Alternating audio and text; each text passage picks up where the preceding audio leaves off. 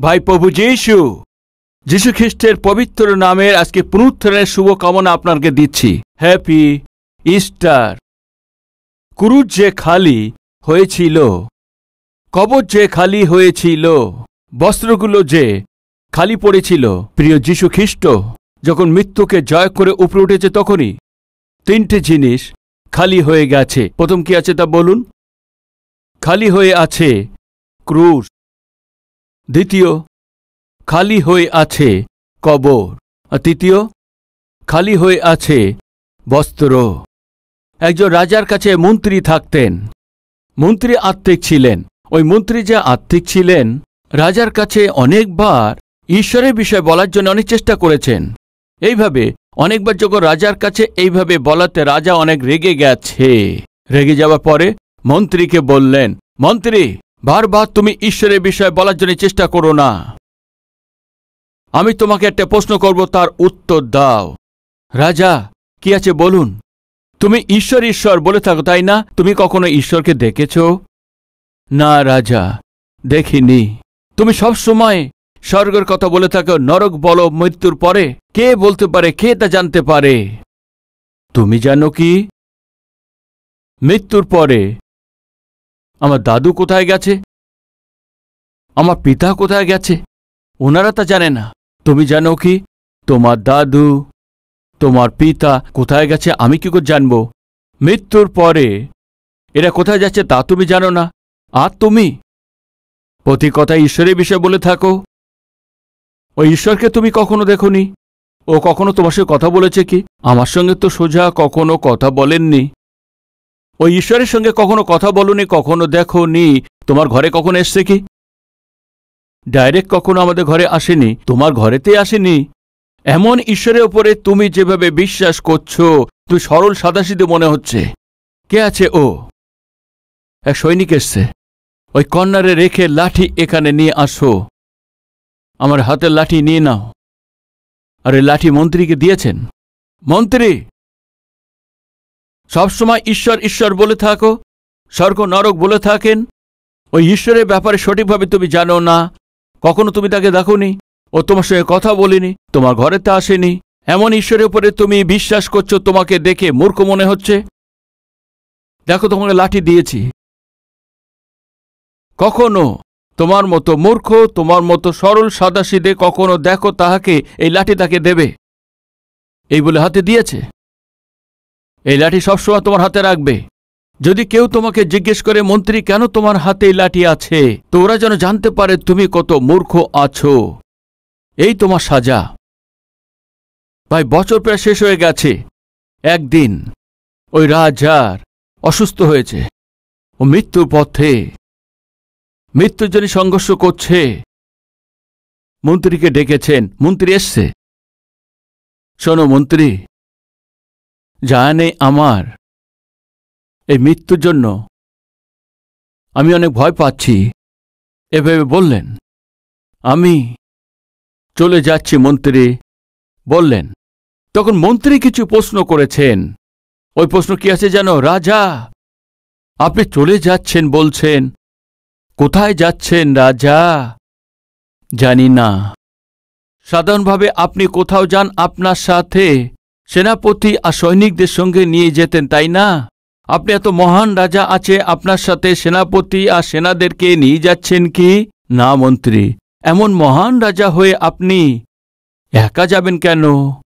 আপনার সাথে কাউকে সঙ্গে নিয়ে গেলে ভালো হবে না রাজা? তখন রাজা বললেন, এ হবে না, একাই যেতে হবে। আপনি যে রাজা আছেন, আপনি যদি কোথাও জানতো, আপনাকে রিসিভ করার জন্য কোটি কোটি সংখ্যার লোক আপনার জন্য অপেক্ষায় থাকতেন, তাই না রাজা?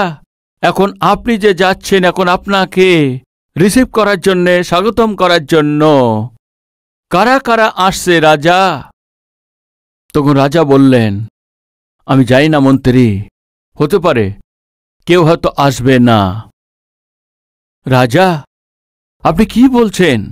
আমি চলে যাচ্ছি বলছেন, কোথায় যাচ্ছি তাও বলছেন না, কেউ আপনার সাথে যাবে না বলছেন, আপনার যাবার পর আপনাকে কেউ রিসিভ করতে আসবে না বলছেন, স্বাগতমের জন্য কেউ আসবে না। রাজা, আপনি যা বলছেন আমি কিছু বুঝতে পারছি না। আপনি কিছু না মনে করলে আপনার হাত একটু বাড়িয়ে দিন। কেন মন্ত্রী? কিছু না রাজা, যখন আমি ঈশ্বরের বিষয়ে, স্বর্গের বিষয়ে বলেছিলাম তখন আপনি আমাকে পাগল মনে করেছেন, মূর্খ মনে করে আপনি একটা লাঠি দিয়ে, আমার চাইতে যদি কোনো মূর্খ তুমি পাও তাকে লাঠিটা দিয়ে দেবে। ভুল বুঝবেন না। আপনি কোথায় যাচ্ছেন জানেন না, আপনার সাথে কেউ যাবে না বলছেন, আপনাকে রিসিভ করতে কেউ আসবে না বলছেন, আপনি একাই যাচ্ছেন।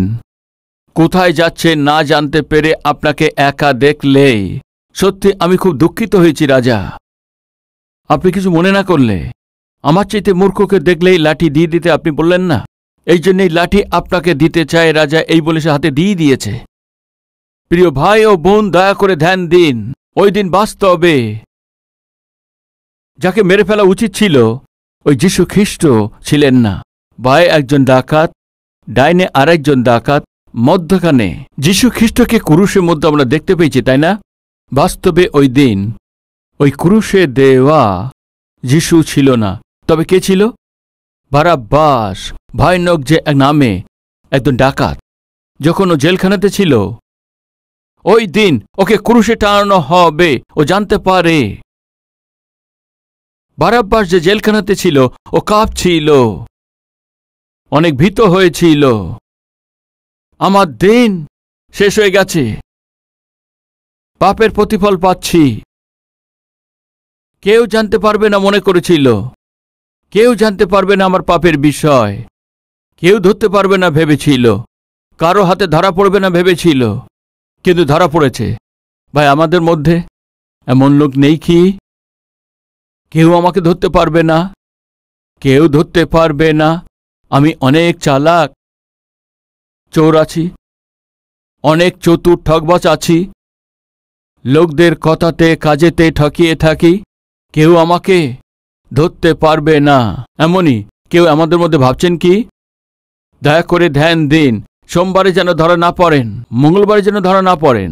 বুধবার আসছে, ধরার দিন আসছে। না পাস্টার বাবু, আমি যে পাপময় কার্য করছি সেটাকে ধরা, কেউ তা ধরতে পারবে না। আর যদি আপনি এমন বলছেন তাহলে বাইবেলে এটি কথা আছে, কি আছে জানেন কি? তোমাদের পাপ তোমারই ধরিয়ে দেবে, কেউ অন্য কেউ ধরিয়ে দেওয়ার দরকার নেই।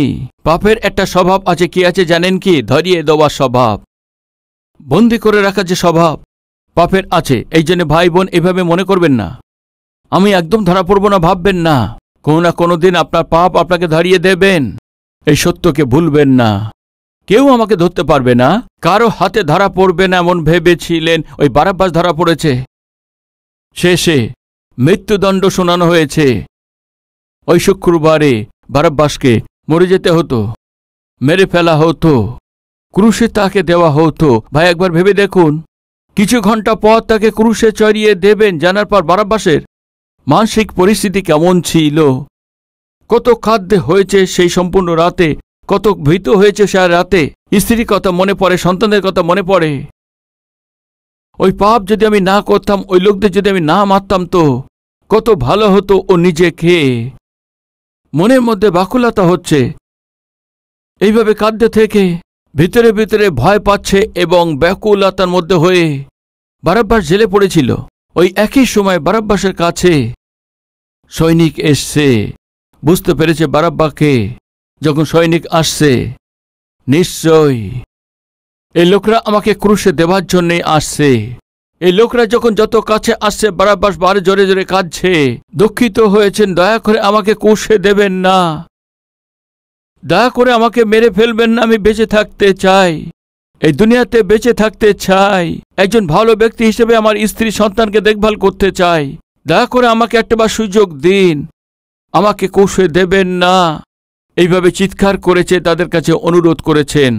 যখন এরা দরজা খুলছে, ওই দরজা যেন তারা না খুলতে পারে, জোরপূর্বক দরজা বন্ধ করে রেখেছে। দয়া করে আমাকে নিয়ে যাবেন না, দয়া করে আমাকে ক্রুশে দেবেন না, দয়া করে আমাকে নিয়ে যাবেন, চিৎকার করেছে। যারা সৈনিক এসে ওর মধ্যে কেউ না কেউ বলেছে, বারাব্বাস চিৎকার বন্ধ করো, কান্না বন্ধ করো, কিছু সময় পরে আমাকে ক্রুশে ছড়িয়ে দেবে। আমি কেন কাঁদবো না? আমি কেন চিৎকার করব না? কি করছো তোমরা? বারাব্বাস, মন দিয়ে শোনো, আমরা এখানে তোমাকে ক্রুশে দেওয়ার জন্য আসিনি, তবে তোমাকে মুক্তি দিতে আমরা এসছি। একবার কল্পনা করে দেখুন, একটু বাদে তাকে ক্রুশে দেবে ওই ব্যক্তি। আমি মারা যাব ও জানত ওই ব্যক্তি। হঠাৎই সৈনিকরা এসে, বারাব্বাস, তোমার মৃত্যু থেকে তুমি রক্ষা পেয়েছ, তোমার মৃত্যুদণ্ড থেকে তুমি রক্ষা পেয়েছ, আর তোমার ক্রুশে গিয়ে মৃত্যুর কোনো প্রয়োজন নেই। কি হয়েছে? কিসের জন্যে? শোনো, কেউ মসীহ যীশু খ্রিস্ট তোমার জায়গাতে তোমার ওই দণ্ডকেই নিজের উপর নিয়েছেন। তোমার জায়গাতে মারা যাচ্ছে, এই জন্য বারাব্বাস, তোমার মৃত্যুর প্রয়োজন নেই। এইভাবে যখন বলেছেন, বারাব্বাস কত খুশি হবে একবার ভেবে দেখুন। বারাব্বাসের আনন্দ কেমন হয়েছে একবার ভেবে দেখুন।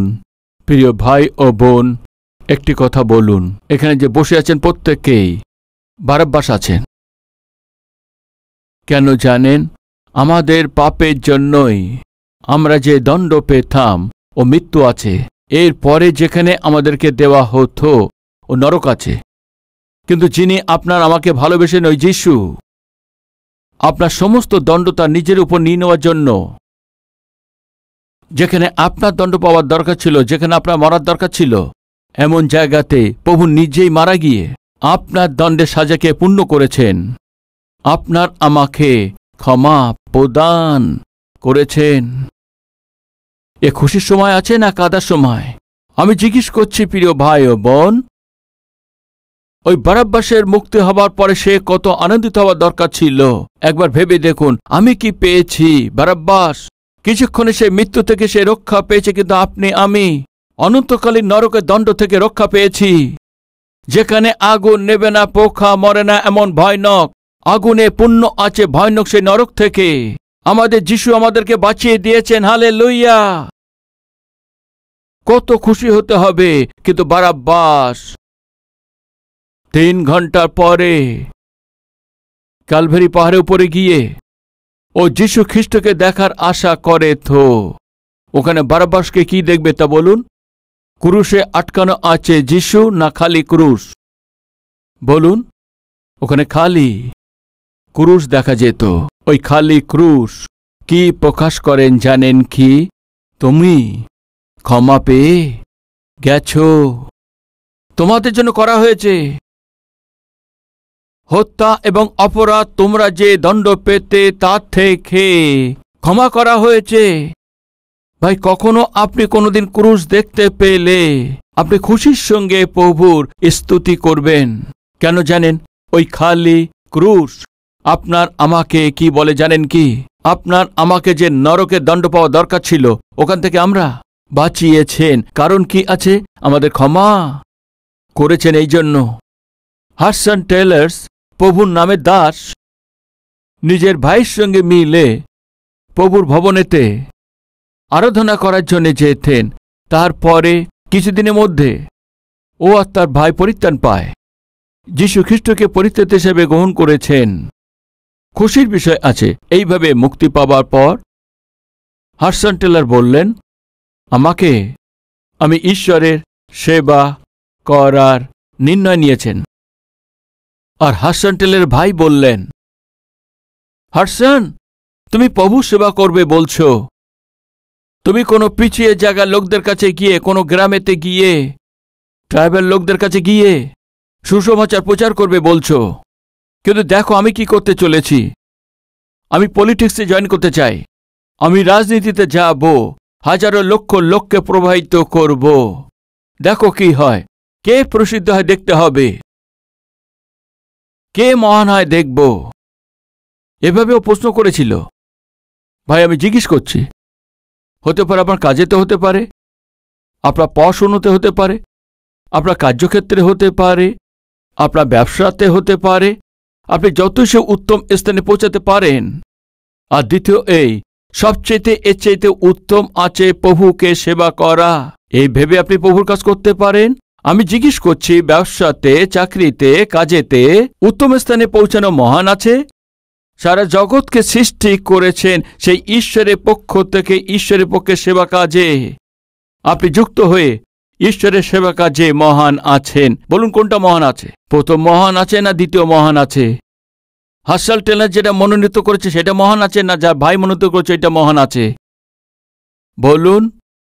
হাসন টেলার চায়না দেশেতে মিশনারি হিসেবে গিয়েছিলেন, অদ্ভুত সেবা কাজ করেছিলেন। কিছু সময় পর হাসন টেলার মারা গিয়েছিলেন। এরপরে ওর ভাইও মারা গিয়েছিলেন। হাসন টেলার মৃত্যুর আগেই নিজের কবরের উপরে একটা বাক্য লেখার কথা বলেছিলেন এভাবে। ও কি আছে জানেন? জানেন কি? ফরগিভেন। কি আছে? ফরগিভেন। আমি ক্ষমাপ্রাপ্ত হয়েছি। এইভাবে লিখিয়েছেন ভাই। যদি আপনি ক্ষমাপ্রাপ্ত না হন তো মৃত্যুর পরে স্বর্গে যাবার সুযোগ থাকবে না। ও একদিন স্বর্গে যাবে এ বিশ্বাস ছিল, এই জন্য কবরের উপরে কি লিখতে বলেছেন জানেন কি? ক্ষমা পেয়েছি। এইভাবে লিখতে বলেছিলেন। তারপরে আবার হাসন টেলারের ভাই পলিটিক্সে গিয়ে ওর পরে মারা গিয়েছে, তাই না? তারপরে ওর কবরের উপরে কি লেখা আছে জানেন কি? পলিটিক্সে কিসের জন্য গিয়েছিলেন? পরিচিতির জন্য। কেন রাজনীতিকে গেলেন? মহান হবার জন্য। কিন্তু যখন হাসন টেলারের ভাই মারা গেছে, কি লিখতে বলা হয়েছে জানেন কি? আমার কবরের উপরে হাসন টেলারের ভাই আছে, এভাবে লেখা। এইভাবে বলেছিলেন। অর্থ কি? কি বুঝতে পারছেন আপনি? হাসন টেলারের ভাই আছি, হাসন টেলারের ভাই আছে এভাবে লিখতে। কেননা হাসন টেলারের নাম সমস্ত বিশ্বে সবাই তা জানে। রাজনীতিকে গিয়ে আমি ভেবেছিলাম পরিচিত হব, কিন্তু পরিচিত হতে পারিনি। আজ যদি কবরকে দেখে বলে কে আছে এ, আর যদি আমার নাম লেখে কেউ তা চিনতে পারবে না। হাসন টেলারের ভাই বললে কমপক্ষে কিছু লোক তো দেখবে। শেষেও কার নাম লিখেছেন? হাসন টেলারের ভাই আছি, এভাবে লিখিয়েছেন। আমি কি বলতে চাই কি প্রিয় ভাই ও বোন, হাসন টেলার তার নিজের কবরের উপরে কি লিখেছেন জানেন কি? ক্ষমা পেয়েছি। কেন জানেন? আপনার মৃত্যুর পরে যদি ক্ষমা পেয়ে স্বর্গে যেতে হয়, আপনাকে ক্ষমা পেতে হবে। আপনার পাপ যেন ক্ষমা পান। ওই দিন খালি ক্রুশকেই যখন বারাব্বাস দেখেছেন, তখন ও কি বুঝতে পেরেছেন কি? আমি যা করেছিলাম ওই পাপময় কাজের বিষয়ে আমি ক্ষমা পেয়ে গেছি, এই জন্য আমার দণ্ড পাইনি। আজকে আপনাদের মধ্যে কতজন আশা করছেন নরকে দণ্ড যেন আমি না পাই? আপনারা এমন চাইছেন, তাহলে হাত দেখান। নরকের দণ্ড থেকে আমরা রক্ষা পেতে চাই যারা বলছেন হাত দেখান। রাইট, প্রত্যেকে হাত দেখিয়েছেন। কেন জানেন? আমরা নরকের দণ্ড থেকে রক্ষা পেতে চাই, এই জন্য আমরা হাত দেখিয়েছেন। আমি জিজ্ঞেস করছি, নরকের দণ্ড থেকে রক্ষা পেতে হয় তো এই পৃথিবীতে আপনাকে কি পেতে হবে বলুন? কি? ক্ষমা। খালি ক্রুশ কি চিহ্নিত করে জানেন কি? ক্ষমাকেই সূচনা করেন। আপনার দণ্ডকেই নিজে নিয়ে নিয়েছেন। তোমাদের মৃত্যুকে আমার নিজের উপর নিয়ে নিয়েছি। তোমাদের জন্য আমি মারা গেছি। যে আমার উপরে বিশ্বাস করবে তার উপরে কোনো ধরনের দণ্ড নেই। এমন অদ্ভুত সত্য ওই খালি ক্রুশ আমাদের বলে দেয়। বিশ্বাস করা কেউ থাকলে আমার সঙ্গে প্রার্থনা করবেন। আসুন প্রার্থনা করি।